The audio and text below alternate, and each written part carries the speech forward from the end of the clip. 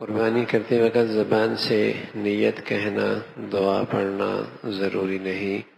اگر دل میں خیال کر لیا کہ میں قربانی کرتا ہوں اور زبان سے کچھ نہیں پڑھا، فقط زبان سے بسم اللہ اللہ اکبر کہہ کر ذبح کر دیا تو قربانی درست ہے۔ لیکن اگر یاد ہو تو دعا پڑھ لینا بہت بہتر ہے۔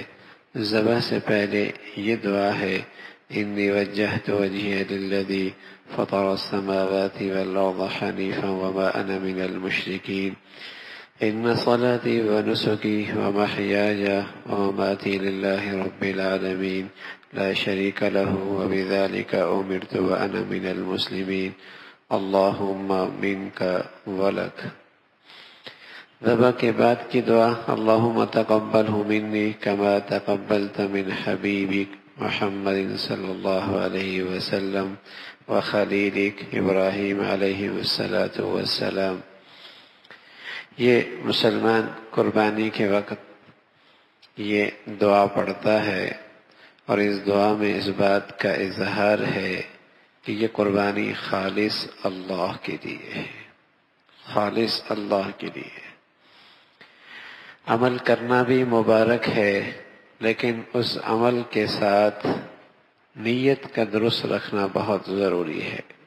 بس اوقات شیطان نیکی کرنے نہیں دیتا، اور اگر کوئی آدمی ہمت کر کے کر بھی لے تو پورے طور پہ نہیں کرنے دیتا، صحیح طور پہ نہیں کرنے دیتا، تو قدم قدم پہ راستہ مارتا ہے۔ قربانی کا عمل تو غیر معمولی ہے، اور سال کے صرف ان 3 دنوں میں یہ موقع میسر آتا ہے، اور ہر بال پہ پیارے رسول صلی اللہ علیہ وسلم نے نیکی کا اعلان اور اس کی خبر دی ہے۔ نیکی بہت بڑی ہے، تو بس اوقات شیطان ایسے موقع پہ نیتوں پہ حملہ کرتا ہے، ضائع کرا دیتا ہے، نام و نمود کے راستے سے، شہرت کے راستے سے، دکھلاوے کے راستے سے، کچھ اور اغراض پیش نظر ہو جاتے ہیں، اس کی وجہ سے اتنی بڑی نیکی ضائع ہوتی ہے۔ محنت بھی کی، پیسہ بھی لگایا، کوشش بھی کی، حاصل بھی کچھ نہیں ہوا۔ تو جانور لیتے ہوئے بھی کس لیے لے رہا ہوں؟ اللہ کے لیے۔ ذبح کرتے ہوئے بھی اسی کا اظہار ہے کہ اے اللہ میں تیری خاطر اسے ذبح کر رہا ہوں۔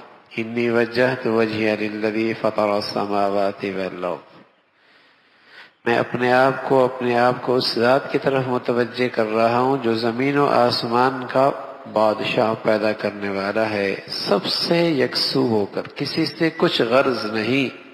اور اگلا جملہ ہے وَمَا أَنَا مِنَ الْمُشْرِكِينَ، میں مشرکوں میں سے نہیں ہوں۔ غیر مسلمان کا مشرک قربانی کر رہا ہے، نماز پڑھ رہا، لیکن ریا آدمی کے اندر شرک کی ملاوٹ کر دیتا ہے۔ ریا خفی شرک ہے، خفی شرک، ریا دکھلاوا خفی شرک ہے۔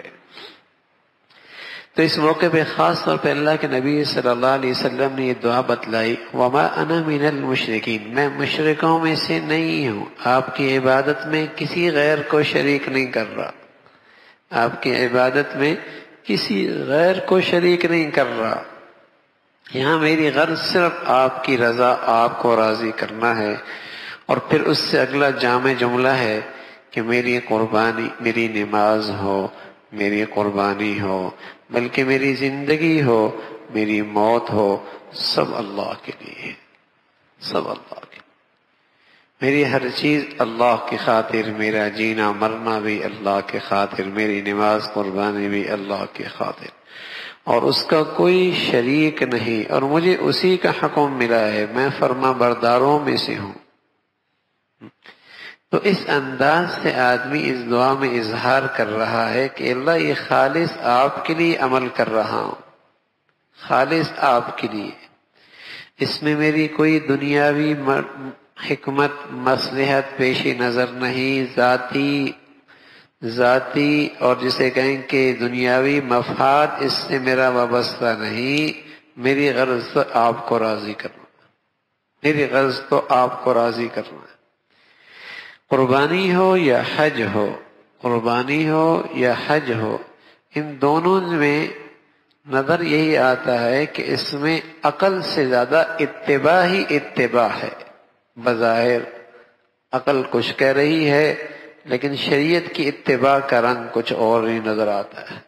قربانی ہو یا حج ہو، اس میں دین کی حقیقت سمجھائی جا رہی. میاں یہ نہ دیکھو کہ اس کی حکمت کیا ہے، مصلحت کیا ہے، اتباع کر لو. یہ دونوں عبادتیں اسی شان کی ہیں. اب حج دیکھیے نا، نظافت نظافت نظافت، طہارت طہارت نظافت، دین ہے اور بہت بڑا دین کا حصہ ہے. لیکن حاجی حج کرنے جا رہا، کمیاں نہانا بھی نہیں، ہاں، اور تم نے جو ہے وہ صابن بھی نہیں لگانا اور میلہ کو چیلا ہی رہنا ہے. اتباع ہے. بیت اللہ کا طواف کتنا بڑا اجر ہے، اور حجر اسود کا استلام کتنا بڑا اجر ہے. اور جب لوگ عرفات چلے جاتے ہیں، موقع بڑا اچھا ہوتا ہے بیت اللہ کا طواف کرنے کا اور استلام کرنے کا بڑا اچھا موقع ملتا ہے، حجر اسود کو بوسہ دینے کا بڑا اچھا موقع ملتا ہے.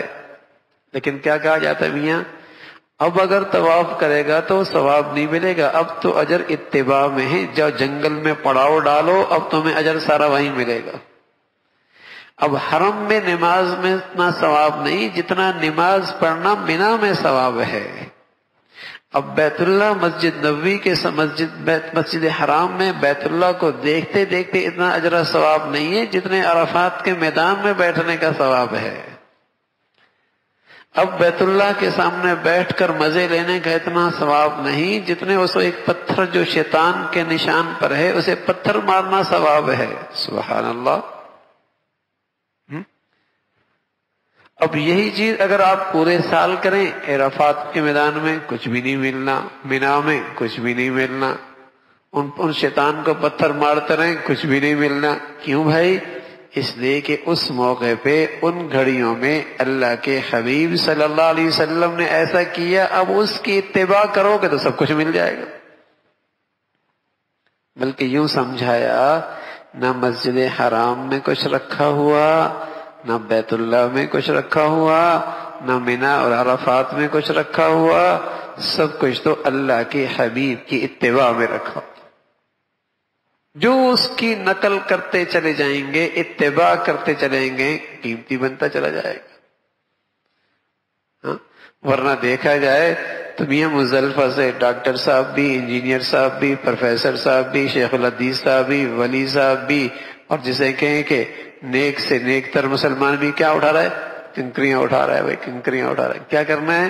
اور شیطان کو مارنا. شیطان تو وہاں نہیں ہے، ہاں، اور اس کی ایک علامت ہے، اس سے نفرت کا اظہار ہے. سب پتھر مار رہے، کیا دیوانگی ہے میاں، ہاں، لیکن سب مار رہے.